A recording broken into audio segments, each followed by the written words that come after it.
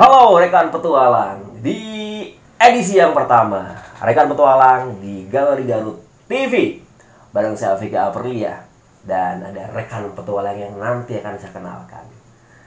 Dan ngomong-ngomong tentang rekan petualang, ini adalah program terbaru dari Galeri Garut TV yang akan menceritakan detail bagaimana kita berpetualang, baik itu gunung, dan juga ada rimba, ada laut, pantai, dan sungai. Yang tentunya ini adalah akan membahas destinasi-destinasi yang ada di kota Garut. By the way, yang tadi adalah kepanjangan dari Gurilaps. Gurilaps itu adalah destinasi-destinasi wisata alam yang ada di kota Garut. Dan tentunya penasaran, di edisi yang pertama rekan petualang, ini kita bertemu dengan rekan saya. Kenalan dulu dong. Halo Kang. Oke, sehat-sehat brother? Alhamdulillah sehat. Oke. Ini ada teman saya, kenalin dong, kenalin. Oke, selamat datang di channelnya ini Galeri Garut TV. Perkenalkan, nama saya Reki Gustaman. Oke, ada rekan Reki. Wah, RR ya, duo R. Reki. Nah, supaya rekan petualang di rumah lebih yakin nih, kalau boleh tahu nih, nggak apa-apa saya kepo ya. Rekan Reki. Pernah, misalnya pengalaman lu pernah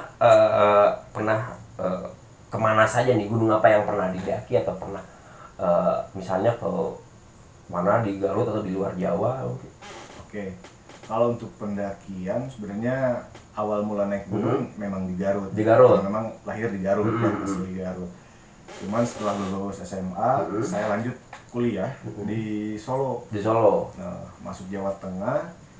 Jadi mulai kesana kesininya itu pas waktu kuliah. Oke, triple S. Kalau triple S saya justru malah belum. Oh, belum. Oke. Karena gini, jadi saya suka mendaki. Awalnya suka mendaki kesana kesini. Cuman yang paling dekat di Solo itu Merbabu sama Lawu. Oh iya. Setelah kesana kesini juga ke Merapi juga malah sempat pernah waktu itu. Merapi sebelum ditutup tuh. Saya juga aktif sebagai guide juga waktu itu. Jadi ketika tiap kali mau rencanain ke Triple S, gagal terus karena ada permintaan tamu untuk ke Merbabu dan Lawu lagi. Akhirnya paling sering di sana. Paling di Jawa Tengah itu selain Merbabu Lawu ada juga yang Merapi tadi, kemudian Telomoyo, ya, Telomoyo juga, kemudian paling sisanya di Jawa Timur pernah ke Semeru, Mahameru waktu itu, alhamdulillah sampai juga bisa ke puncaknya. Dan selebihnya di Garut lah. Insya Allah kalau di Garut udah Sagara, kemudian Guntur, Cikuray, dan ada yang kecil nih Gunung Putri. Udah Gunung Lumbung pernah. Cuma orang Garut yang tahu ya. Gunung Lumbung nanti ada cerita khusus Gunung Lumbung. Oke, lanjut lagi.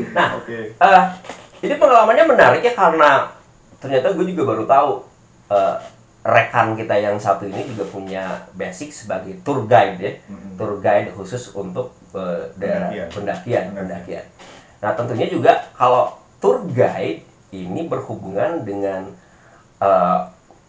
tamu-tamu atau klien-klien yang sebagian besar amatir, newbie dan baru merasakan pendakian itu. Saya pertama kali ini mendaki dan lain sebagainya. Nah, ini mumpung rekan petualang di sini ada rekan yang sudah expert, mari kita gali lagi persiapan nih kira-kira untuk saya juga sebenarnya seorang newbie juga nih ya. Pernah beberapa kali mengunjungi tapi hanya sebatas fotoan gitu ya, nggak nyampe puncaknya seperti apa, ini berasa puncak padahal masih di kakinya saja gitu. Ada teman saya juga yang bikin TikTok, nggak jelas itu mah.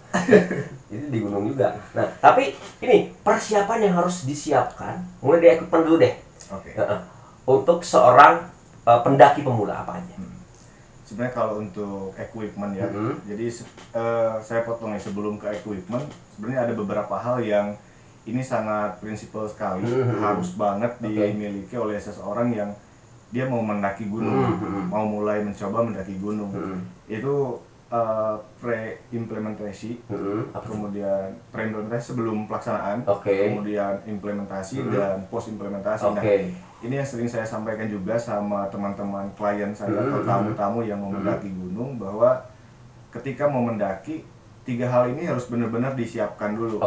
Jadi sebelum mendaki, salah satunya di dalamnya tadi equipment. Equipmentnya apa aja nih, perlengkapan yang harus disiapkan. Kemudian kita juga harus nentuin tujuannya mau kemana, gunungnya gunung mana, berapa hari, entah 2 hari semalam atau 3 hari 2 malam. Kemudian kita juga harus tahu lokasinya. Ketika kita mau ke Gunung Lawu misalnya di Jawa Tengah, kita juga harus tahu nih kecamatannya apa, betul.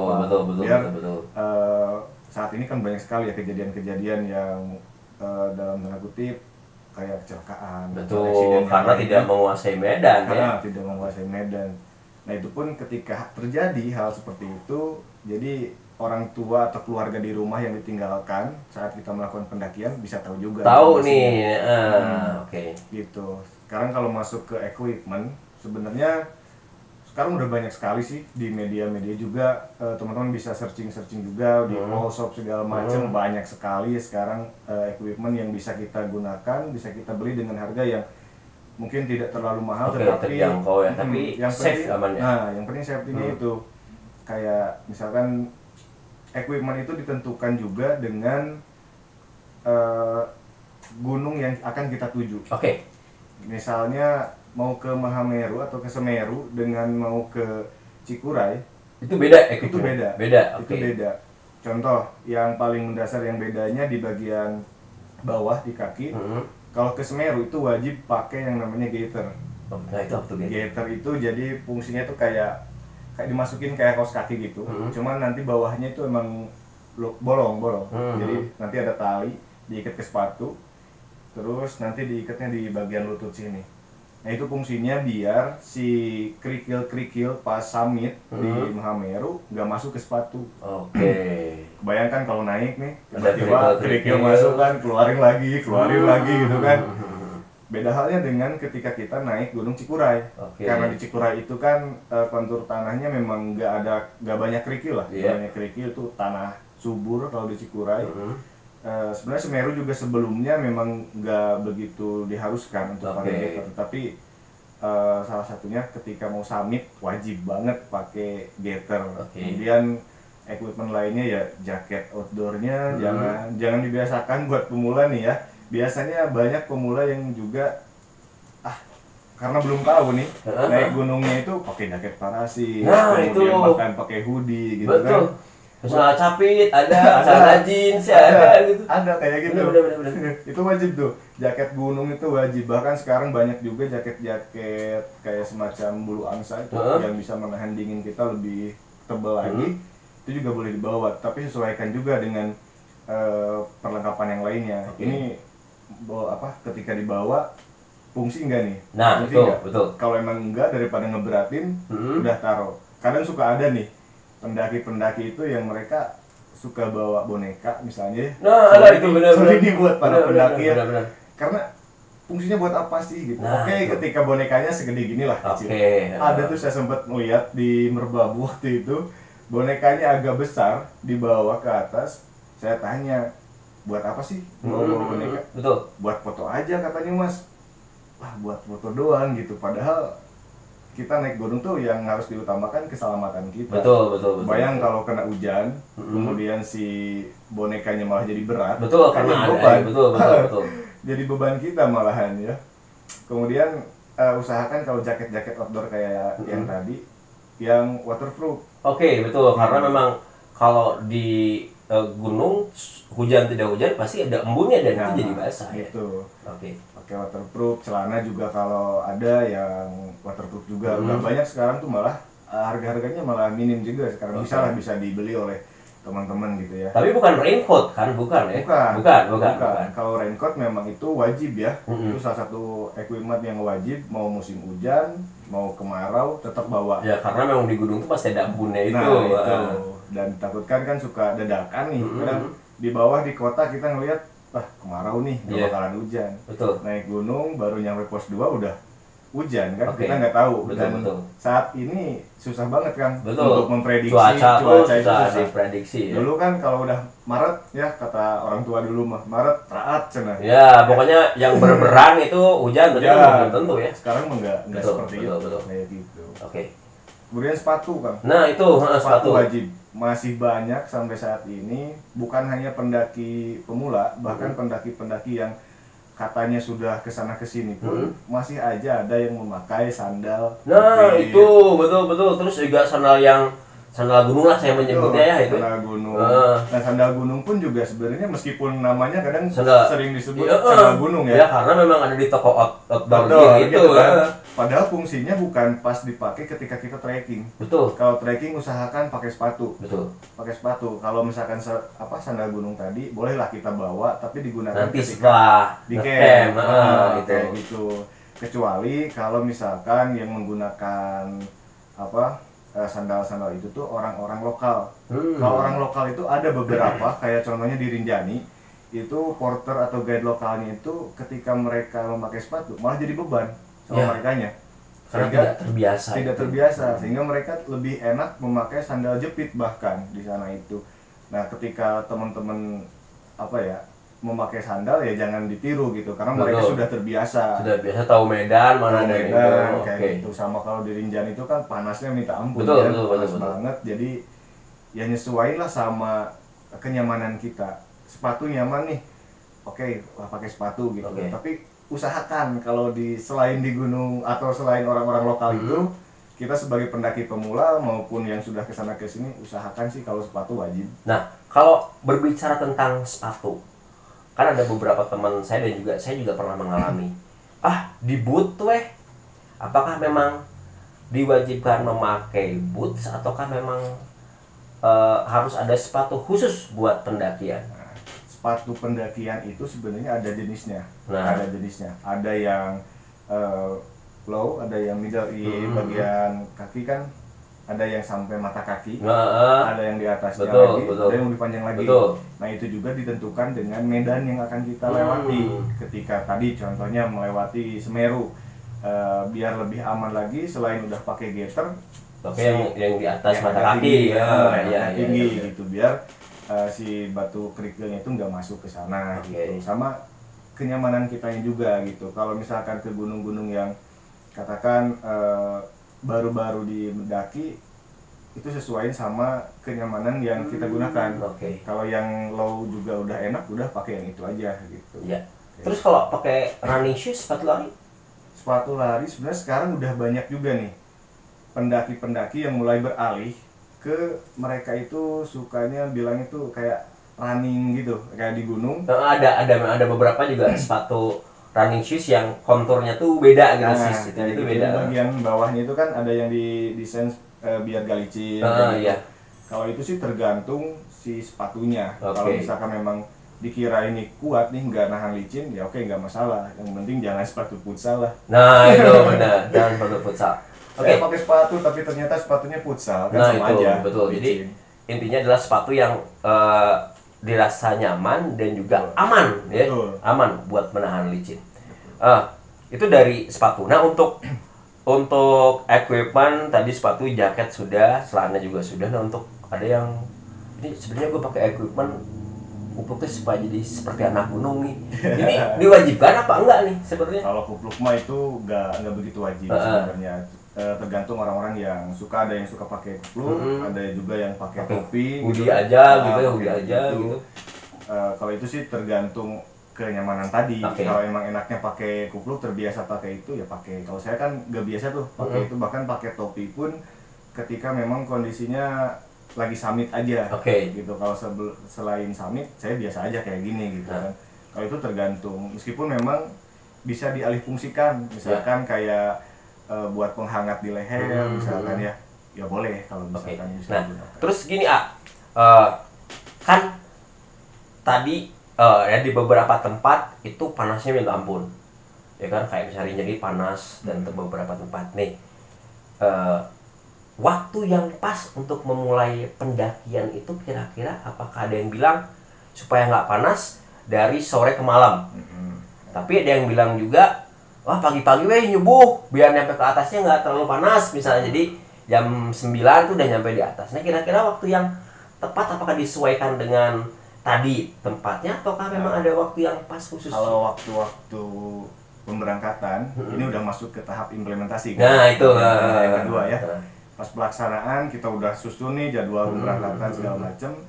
Kalau menurut saya waktu yang tepat itu ini untuk pemula ya, untuk pemula lebih baik di pagi hari. Pagi hari menurut saya. Memang panas, tetapi karena posisi kita baru, kita harus tahu dulu, harus mengenal dulu treknya seperti apa, jalurnya, panasnya, kemudian di sana juga kita sambil bisa menikmati situasi yang ada. Kanan kirinya, kalau kata bahasa Sunda bang berangkeun lah, ngerti KPI gitu ya.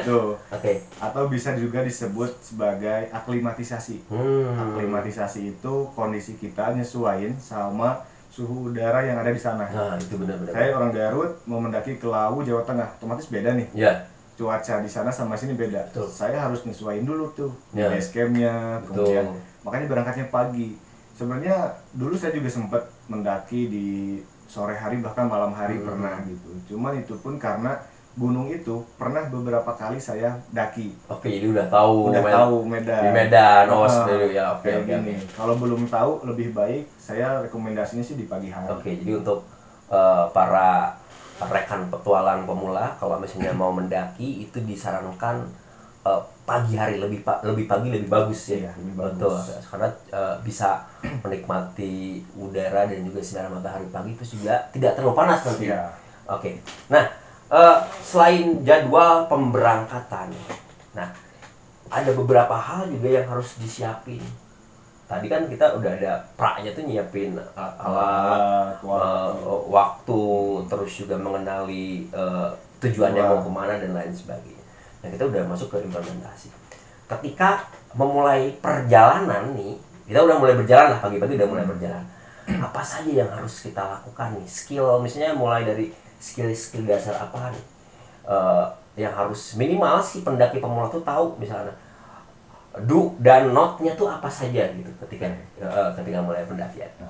Nah kalau untuk implementasi waktu kita memulai pendakian sebenarnya ini masih harus diperhatikan nih sama teman-teman base camp terutama ya, karena masih banyak base camp gunung yang belum menerapkan briefing kepada para pendaki. Betul. Yang mana ini salah satu hal yang wajib sekali menurut saya ya, karena beberapa base camp itu ada yang kita bayar simaksi, nyatet, kasih KTP udah berangkat tanpa ada arahan terlebih dahulu. Padahal itu yang wajib tuh dari pihak base camp sebenarnya ya. Cuman hanya beberapa base camp yang menerapkan itu. Harusnya ada briefing dulu, terus hal-hal yang memang harus kita lakukan dan tidak boleh kita lakukan. Yang paling pertama mungkin kita memang harus benar-benar tahu dan ingat tujuan kita kesini buat apa. Betul. Karena kalau kita naiknya asal-asalan ya udah kadang ada yang apa ya, bahasa Sunda nama gini malaweng lah. Nah, betul. Kalau kita tahu kita mau ke puncak dan mau turun lagi pulang ke rumah, kayak gitu misalkan. Adapun nggak nyampe puncak ya udah nggak masalah, pulang lagi. Betul.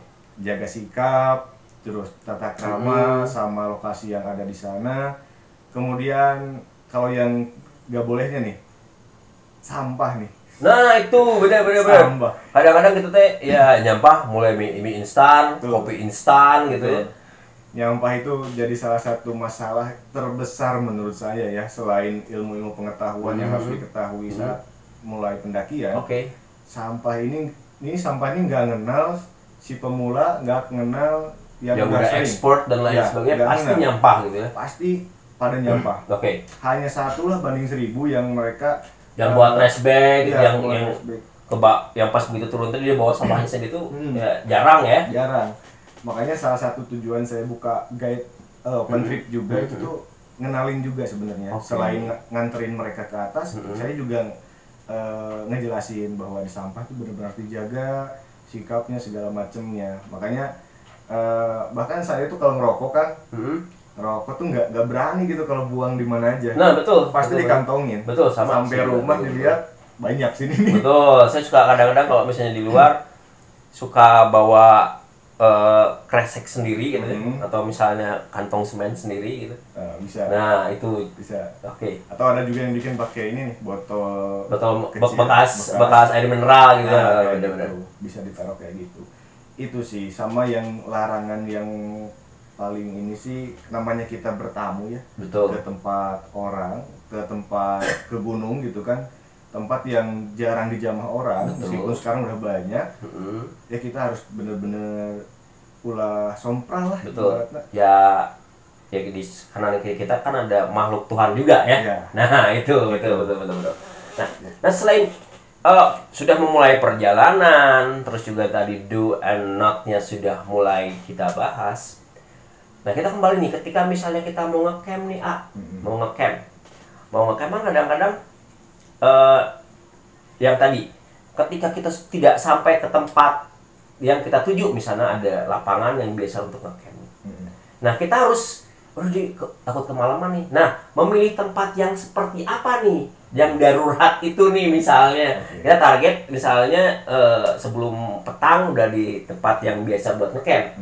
Tapi tiba-tiba petang sudah ada di masih di perjalanan. Nah, kira-kira mau tidak mau kita harus ngecamp di sana nih. Nah, ini memilih tempatnya buat ngecamp darurat itu. Makanya selain harus bawa tenda juga, ini masuk ke equipment kan. Ada yang namanya playseat. Playseat itu juga bisa dijadikan sebagai tenda darurat ya. Tapi itu sifatnya hanya sementara, kayak hujan, kayak kecapean, istirahat biar nggak panas, bisa pakai playseat. Tapi ketika kita udah beregu nih, ngecamp, tiba-tiba di perjalanan ada salah satu tim kita yang kecapean. Kalau berangkat 5, usahakan tetap bareng-bareng berlima. Betul. Berlima, jangan sampai ada yang ditinggal 1. Atau ditinggal 2, meskipun dia udah biasa katanya, jangan sampai. Usahakan tetap bareng. Pergi 5 pulang 5 lah. Betul. Pergi 5 pulang 5. Kalau mencari tempat ketika kita udah kecapean gitu ya, kita lihat dulu lokasinya apakah muat nggak satu atau 2 space tenda buat kita. Kemudian kebanyakan pendaki itu mereka lebih memilih di atas di atasnya, samping kanan kirinya itu pohon-pohon tinggi. Kebanyakan pada gitu. Padahal pohon-pohon tinggi itu, terutama pohon tinggi yang udah nggak ada daunnya, itu rawan terkena sambaran petir. Betul. Apalagi pas lagi musim-musim hujan. Kalau kena sambaran kan pasti dia paling tinggi kan, yang kena sambaran gitu.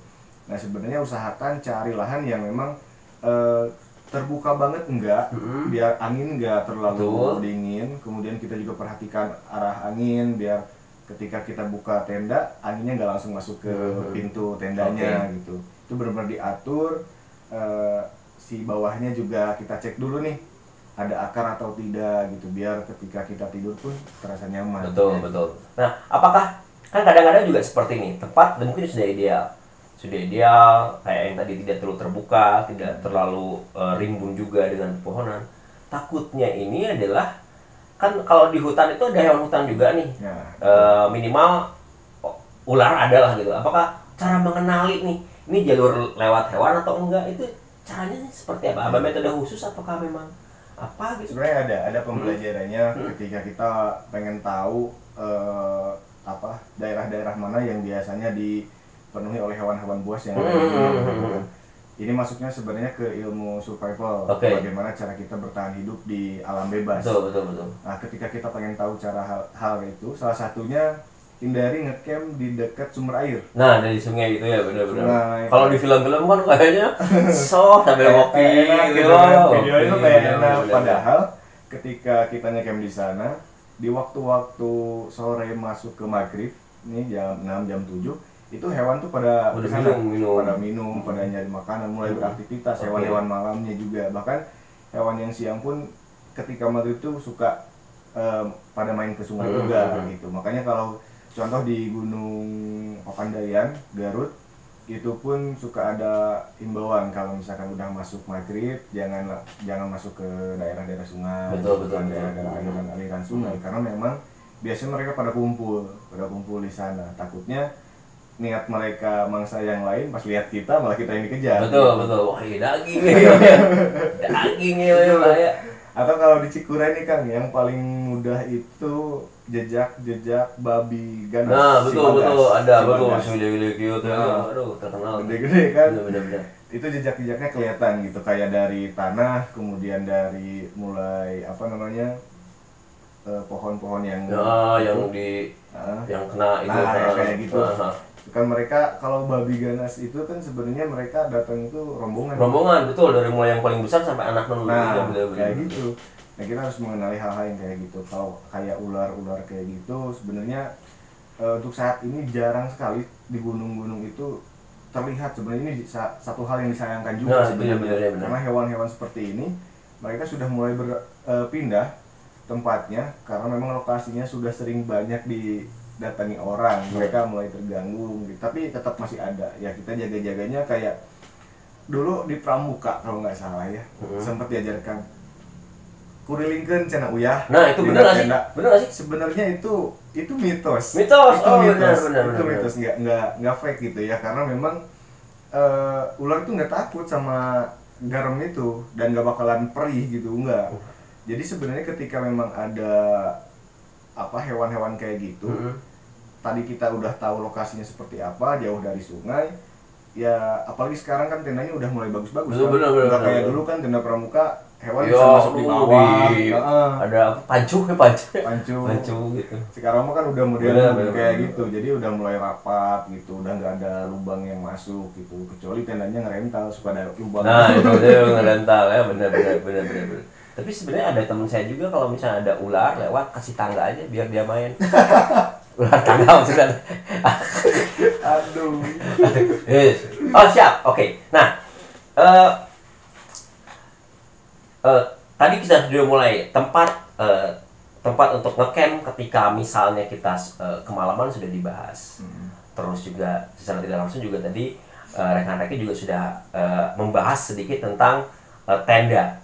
Nah, ada lagi yang mau ditambahkan atau misalnya selain tadi jaga sikap tidak boleh buang sampah dan lain sebagainya, ada ditambahkan paling ke tahap ketiganya nih. Tahap ketiganya itu kan post implementasi. Nah, kebanyakan pendaki itu bahkan saya pernah mengalami ketika awal-awal mulai naik gunung ngerasa udah nyampe rumah, udahlah selesai. Nah, kadang kita lupa di carrier itu kan pakaian kita kotor nih. Betul. Kotor bekas mendaki apalagi kena hujan. Nah, itu. Nyampe rumah karena simpan, udah capek taruh, seminggu kemudian baru inget. Nah, itu. Baju saya kotor gitu kan. Pas mau mendaki peralatannya masih kotor dan bahkan jadi rusak. Jamur dan lain sebagainya. Nah, ini sebenarnya masuk ke tahap post implementasi. Kita pikir-pikir lagi, lihat-lihat lagi yang awal, tujuan kita udah tercapai. Betul. Sekarang tinggal ini nih hal yang belum kita selesaikan. Ini harus dicuci. Ya, kita harus sayang sama barang-barang yang kita miliki. Apalagi kan peralatan gunung, wah lumayan ya, benar. Nyicil tuh, harus nyicil, bener-bener nyicil. Ketika ada uang, waktu nggak ada. Ketika waktu banyak, uangnya nggak ada kan. Nah, ini harus benar-benar diurus, tendanya, premnya harus dicek. Jangan sampai, saya sempat kejadian Kang waktu itu karena dia bilangnya karena dia gak ngecek barangnya. Pas mau mendaki lagi dia langsung ambil aja, berangkat, nyampe di atas itu posisinya di Lawu pos kelima, jaraknya jauh banget ke bawah via Sewu waktu itu. Ternyata pas dibuka si premnya itu patah. Akhirnya dia tidak bisa ngecamp. Betul. Dan pilihannya turun kembali ke bawah. Waduh. Itu kan sangat disayangkan sekali gitu. Udah naik, tiba-tiba tendanya kayak gitu. Betul. Nah, itu masuk ke tahap post implementation. Checklist barang, ya. Checklist barang. Checklist barang. Terus juga itu tadi pasca pendakian juga kita harus nge-maintenance equipment yang kita punya ya. Nah ini tadi kita sudah bahas 3 tahap dari mulai pra pendakian, terus juga ketika di posisi pendakian dan setelah turun ke pendakian. Nah, kita kembali ke kota kita, ke Garut. Garut adalah tempat wisata kedua terbesar di Jawa Barat ya. Dengan yang tadi saya jelasin tadi bahwa ada gunung, terus juga ada rimba, ada laut, terus juga sungai gitu ya. Pantai dan juga sungai.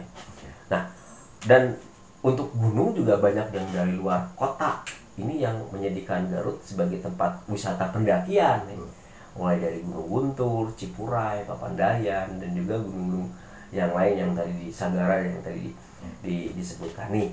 Untuk rekan petualang yang sedang nonton kita ini, kira-kira untuk pendaki pemula atau rekan petualang pemula nih, kira-kira yang cocok untuk pendakian gunung apa nih di Garut? Rekomendasi nih ya, yang newbie banget nih, ini saya yang baru pertama kali nih gitu. Ingin berfoto sama awan misalnya, ada backgroundnya tuh awan gitu ya. Di atas awan gitu ya, kayak 5 cm. Nah itu kayak 5 cm. Sebenarnya kalau di Garut sendiri, ini saya juga baru mendaki gunung ini dua kali beberapa bulan ke belakang. Dan ini menurut saya jadi salah satu gunung yang recommended banget buat teman-teman yang mau belajar mendaki gunung. Gunungnya ini banyak yang bilang sih Gunung Guntur. Padahal menurut saya Gunung Guntur nggak recommended buat pemula karena jangka waktunya yang lumayan panjang, kemudian treknya juga yang agak curam, banyak curamnya, berbatu segala macam. Saya lebih rekomendedin teman-teman buat naik gunung ke Gunung Putri. Gunung Putri. Memang ketika kita lihat apaan di sana udah banyak wisata, kan ada tempat foto-foto Intan Dewata, kan suka dijadikan tempat apa sih? Para layang. Kan. Tapi menurut saya untuk belajar mendaki di situ lebih recommended karena treknya nggak terlalu panjang. Betul. Sambil kita ngetahui itu kalau nggak salah estimasinya itu kurang lebih 1 jam 20 menitan lah nyampe ke tempat camp. Normal itu saya juga udah nyantai banget jalannya. Untuk pemula itu bener-bener nikmatin dulu aja 1 jam 20 menit kira-kira udah sekuat apa badan kita sambil bawa carrier. Jangan kosongan gitu. Betul. Karena mau belajar, coba belajar juga bawa carrier. Naik dulu, kalau udah enak baru nanti ada peningkatan. Ke Guntur misalnya. Next step gitu ya. Step by step terus aja. Lalu nanti ke Cikuray atau ke tempat yang lainnya kayak gitu kan. Oke, jadi untuk si rekan petualang yang newbie ini kayak gue, Gunung Putri gitu ya, dan 1,2 jam perjalanan. Nah, cocoklah buat kanan kiri, lihat kanan kiri, teteh-teteh Garili, Sugandada dan lain sebagainya ya. Oke, dan ini nih, tadi kadang-kadang kalau berbicara tentang gunung itu ada hal-hal yang mau tidak mau ya, suka tidak suka, walaupun ada teman-teman yang nggak percaya gitu, karena di Amerika gitu Mual Aya terus Nejuri gitu ya, pocong di Amerika Mual Aya alam ya, di Mount Everest kayak Sugan salju ada Bigfoot ada ya, bener nggak sih ya kan, bener-bener yang ada mah geningan apa gitu kayak nonton Everest itu kena udara dingin dan lain sebagainya, hipotermia dan lain sebagainya. Nah kalau di Indonesia kan kulturnya beda ya, kulturnya beda. Terus juga di Garut juga ya ada beberapa kisah. Yang terbaru adalah salah satu pendaki pemula mungkin ya, pendaki pemula yang juga sempat hilang kemarin beberapa hari, dan setelah saya baca juga tadi kisahnya juga lumayan mistis ya, dijemput sama ibu-ibu dan teman-temannya, terus dikasih makan dan tidak pernah siang, tidak pernah malam gitu. Dan ini merasa beberapa jam, cuman ketika ini sudah 4 hari gitu. Memang pernah ada pengalaman mistis nggak sih selama perjalanan dari tadi Argo Puro terus juga Gunung Lawu? Katanya juga kan Gunung Lawu kalau yang saya baca itu ada tempat mistis, pesugihan, apalah gitu yang pernah gue baca gitu. Terus juga ada beberapa gunung yang lainnya. Oke, kalau pengalaman mistis dari saya sendiri sebenarnya banyak ya, sebenarnya banyak pandangan sih terkait mistis yang tadi ya, masalah hantunya atau kondisi di gunungnya. Karena kalau dikaitkan dengan psikologinya mungkin karena kita di ketinggian, kemudian kita dehidrasi segala macam kan bisa jadi sebenarnya. Memang betul juga ada penelitiannya, ada ilmunya juga. Tapi kalau saya juga sebenarnya anak psikologi nih, tapi karena ternyata pas naik gunung, saya mengalami sendiri. Percaya nggak percaya, saya pernah mengalami hal-hal mistis nggak 1-2 kali doang, bahkan sering sekali. Pertama kali ngalamin mistis itu justru hampir sama kasus yang si anak yang hilang ini ya, di Guntur juga waktu itu. Saya sempat disasarin selama mungkin nggak begitu lama, kita hanya berlima waktu itu, hanya 2 jam. 2 jam disasarin dan bener-bener kanan kiri lurus semua tuh nggak nemu jalan. Bahkan banyak perbedaan lah di situ tuh, panjang banget nih ceritanya tuh. Ada yang lihat 2 orang, bahkan ada yang lihat cuma 1 orang, tapi satu tempat nih, satu tempat ada yang lihat 2 orang, ada yang lihat 1 orang. Kita nanya sama petani di sana, padahal jamnya udah 5:30 maghrib, kayak gitu. Pokoknya banyak perbedaan sekali, dan yang paling aneh tuh ada waktu itu teman saya cewek, dia pas lewat di sana tuh ada rumah gede. Keempat orang ini ngelihat bahwa memang di situ ada rumah yang gede. Tapi yang 1 orang ini pas turun dia bilang, "Kang, ini rumah kapan dibangunnya?" katanya. Itu langsung udah kita ngobrol di mobil aja. Berarti yang 1 orang yang enggak, yang 1 orang yang enggak ini pas berangkat tuh dia ngerasa kalau di situ nggak ada rumah. Iya, maksudnya dia yang nggak ngelihat. Iya, padahal yang 4 ngelihat. Selain Guntur juga saya pernah ngalamin di gunung, paling sering itu di Gunung Lawu, memang benar-benar paling sering. Launya via Ceto waktu itu. Ceto itu kan jalur yang lumayan panjang juga dibandingkan jalur Sewu yang satunya. Di sana juga saya sempat berkali-kali, bahkan posisinya pas lagi bawa tamu juga. Tamu saya pun kena juga gitu, karena ternyata ada tamu yang dia nggak jujur. Dia nggak jujur. Pas sebelum, saya kan suka sebar Google Form sebelum pemberangkatan, implementasi tadi. Kalau misalkan ada syarat-syarat yang tidak terpenuhi, jangan sampai maksain. Posisinya dia udah nyampe ke lokasi dan semuanya nggak masalah tuh awalnya. Tapi tiba-tiba di perjalanan udah jauh, udah nyampe pos 5, dia baru bilang kalau ternyata dia lagi haid. Pantangan di Gunung Lawu itu kalau cewek lagi haid, mending jangan dulu aja. Jangan dulu deh. Saya pun udah ngasih tahu, "Bang, kalau tiba-tiba di sana haid, saya rekomendasiin mending tinggal di base camp dulu, tunggu kita turun. Nanti saya refund uangnya, saya kembalikan uangnya full." Ya Mas, semuanya udah setuju. Tiba-tiba di pos 5 baru bilang. Dan akhirnya mungkin ya penyebabnya dari situ. Dan bodohnya, saya kan nggak paham kalau dia itu lagi haid.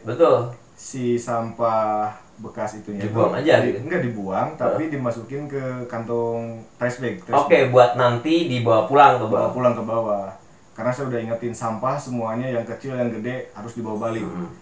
Akhirnya dikumpulin. Dan saya kan sebagai guide dan porter waktu itu juga, yang bawa tuh sampah, saya yang digangguin. Digangguin sampai bawah. Pokoknya itu perjalanan kok ngerasa panjang banget. Sampai akhirnya mereka juga benar-benar kelelahan lah.